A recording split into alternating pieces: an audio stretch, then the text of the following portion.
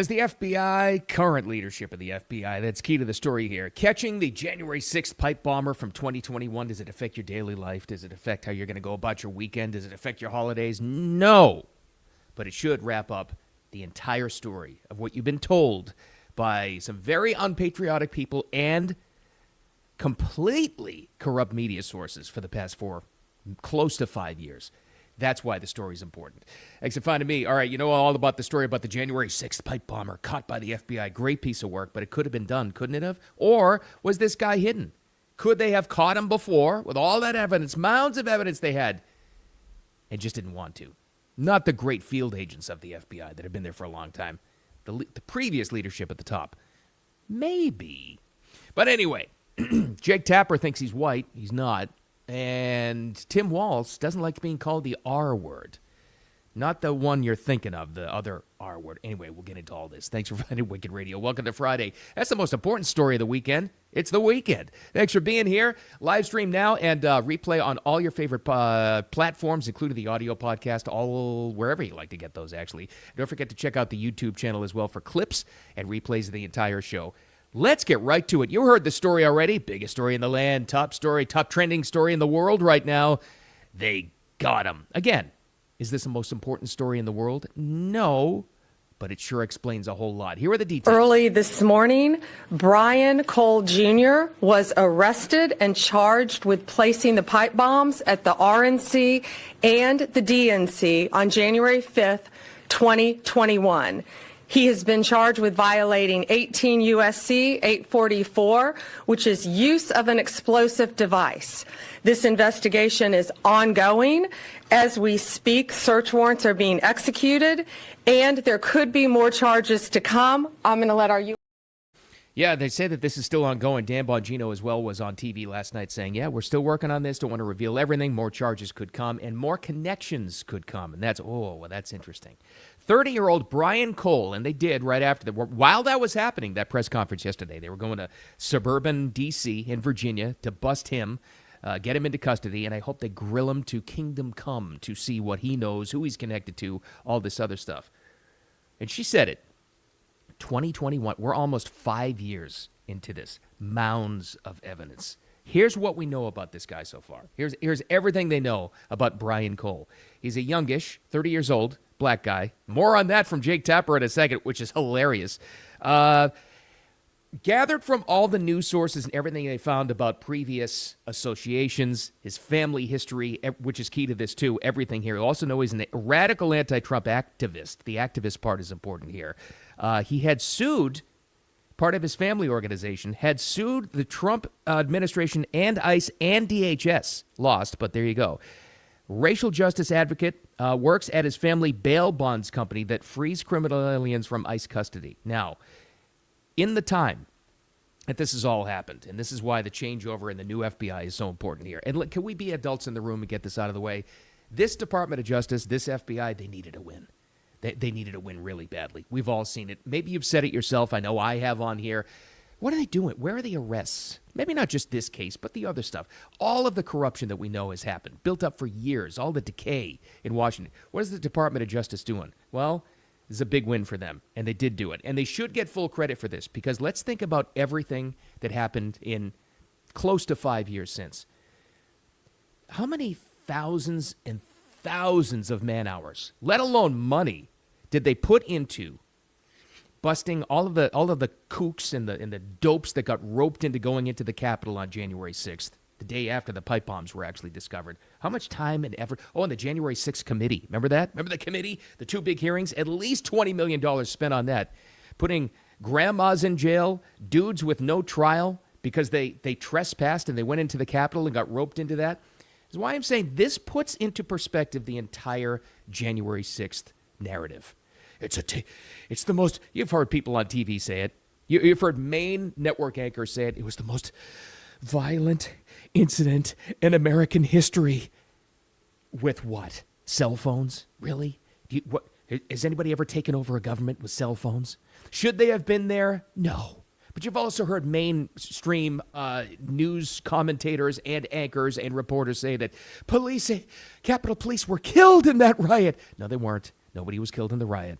The lies that came out of that was all designed to justify putting any political opponent they had in jail, and they would all refer back to January 6th. Now look at this in perspective of finding this kook that put the pipe bombs outside of the RNC and the DNC the night before. Now put that in perspective, what they could have found. The mounds of evidence they had. Since then, there's been no new evidence, no new leads, no new video, no new witnesses. You know what was new? A new administration that actually cared enough to get this thing done. That's what was new. So I'm going to ask the question, and you don't have to believe it or not. You don't have to ask it, but maybe you are already, because I think it's totally legitimate. I just seek information. Was this guy protected by the previous FBI? Was he protected? Did they know all of it? Could they have done the same amount of work? And I'm not talking about there's two levels here. There's great field agents that work for the FBI that do great work, that are patriotic, and they love the country, and they love you. And then there was that previous administration of corrupt bureaucrats that wanted to steer things in a certain direction, like going after the January 6th trespassers and calling them insurrectionists, as opposed to trying to find this guy, which they could have. See what I'm going there? This puts it all in perspective. Were they protecting him? Did they not want, with everything we found about his family history, his online activity, his social justice warrior acts, his hatred of MAGA, conservatives, Trump, Republican, anybody, now that we know what we know, and more coming every single day, did that previous FBI try to protect him? Maybe.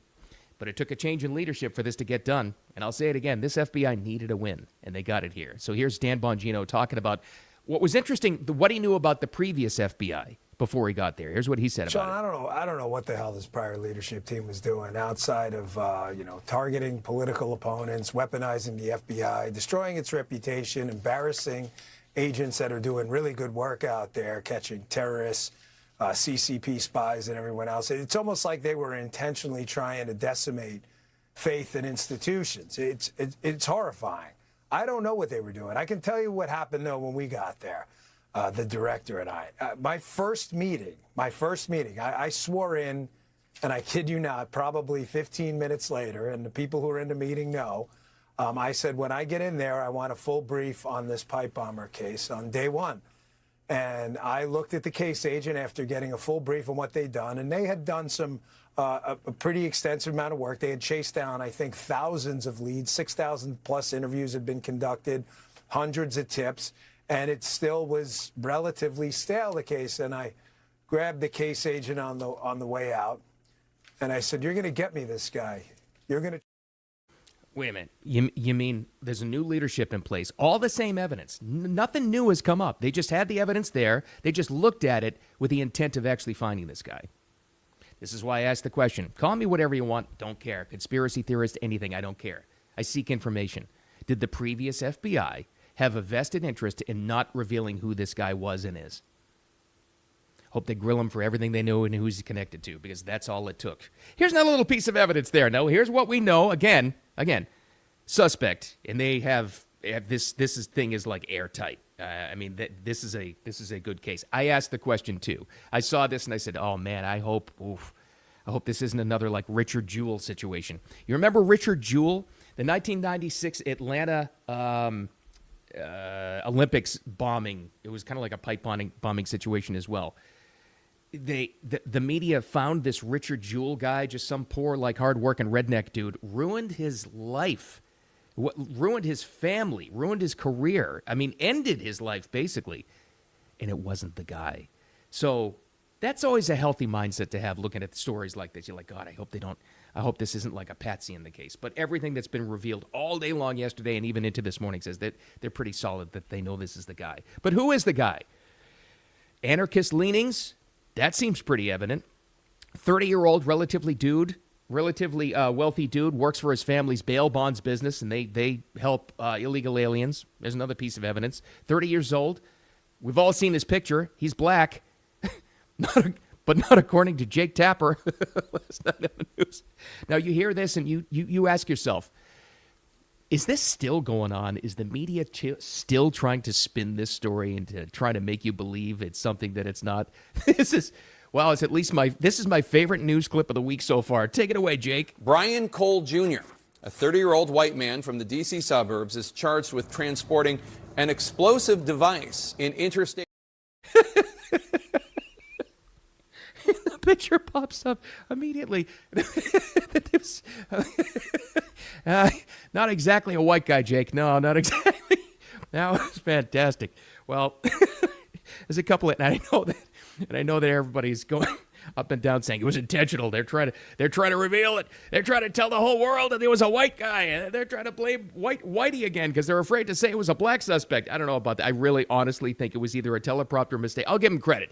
Or Jake Tapper is so used to saying white suspect and all the other stories that they weren't prepared for this. Because CNN actually did pop up the picture of Cole, the suspect, who is certainly not white as soon as that happened. But, oh, that's just beautiful. But again, it should add another ball in your bucket of not trusting the media. So there you go.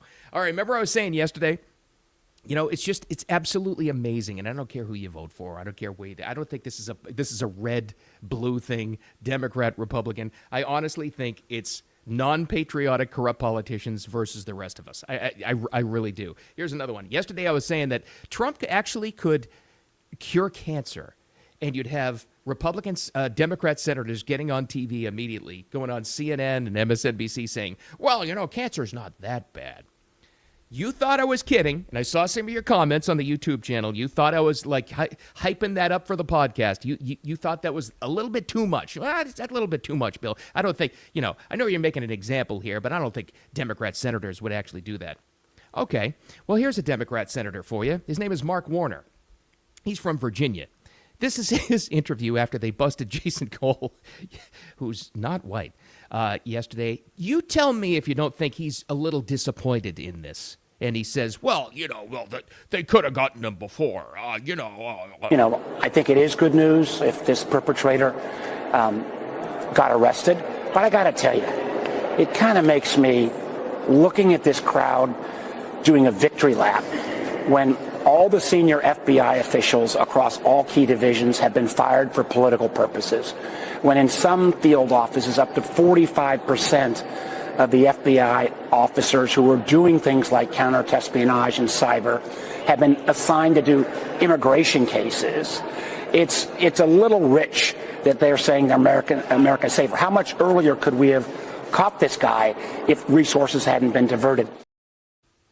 It's amazing how he immediately got amnesia in time for the interview and forgot that it was a previous FBI, the ones they got rid of that had no interest in finding the January 6th pipe bomber. It's just amazing. So basically he's saying, well, America's not safer. This isn't that big of a deal. Whatever. Why didn't we catch him before? Because your folks didn't want to catch him. That seems clearer and clearer as we talk this thing out. What a clown. See, you believe me now when I say if Trump found a cure for cancer and announced it, a guy like that would be on TV saying, cancer's not that bad. I'm telling you, this is how corrupt they are. All right, let's get out of it. And apparently, let's look out through the weekend to see if there's any more information about this guy. Again, here's the main takeaway. Does this affect your daily life, your weekend, your Christmas, your Friday? No, it doesn't. But what I think what this catching the January 6th bomber does, it puts in perspective the entire insurrection and the previous FBI and what they were all about. They didn't want to find this guy. The field agents did. They had all the dirt, and then they took it to the higher ups, and they said, "Well, let's focus on the grandmas that actually stormed the Capitol. That's who we need to go after." Yeah, right. And there's one other takeaway on this, and this is kind of like this is kind of like one of those new media things. Over the past month, there's been a lot of, I love my independent journalists, and I love freedom of speech, and I love people that are online. There have been a lot of X accounts that claim that they knew exactly through their own forensic evidence who the January 6th pipe bomber was. Yeah, they had it completely wrong. They had it a former, recently employed FBI agent, female.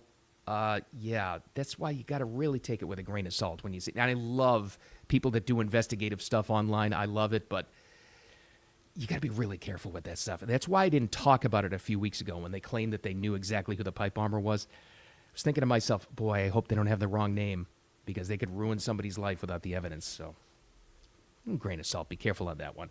All right, now it's time to talk about the R word. Not that one. The other one. One I don't use. Now, here's my disclaimer. This is just for recording and live podcast purposes only. I'll say it out loud. I'm talking about the retard word, okay? This is a story now. Tim Walz is upset about being called a retard. This came from President Trump, who called him a retard. A little background on the R word, this one. If you're Gen X like me, and I grew up in mostly the 80s, late 70s and mostly 80s, it was commonplace to say the R word all the time. Calling your friends that, calling your family that, calling your parents that. I don't know what it was. In recent days, it's taken on a different connotation, obviously, like that. Personally, these days, I don't use it myself. I don't use the N-word, just because I don't want the trouble. I use everything else, and I wouldn't fault you for using whatever word you want to. That's freedom of speech. That's your prerogative. Personally, I just don't use it. But here's the thing. When you call your political opponents or the president Nazi, fascist. Remember he called anybody that wasn't going to vote for Kamala and him weird? Remember they kept on 2 straight weeks in the campaign last year. Weird. They're just weird. Meanwhile, he's the weirdest guy of all time. Well, Tim Walz apparently doesn't understand the sticks and stones concept. Or if you can dish it out, you got to be able to take it, because he's all upset about this. Had a press conference where a major focus of the press conference, it started off talking about the Somali corruption that's being exposed in Minnesota, which is wild. But all anybody's paying attention to is the R word, and he's pretty upset about it. Are you okay with the president calling our neighbors garbage? Are you okay with him referring to Minnesota as a hellhole, unfactually untrue?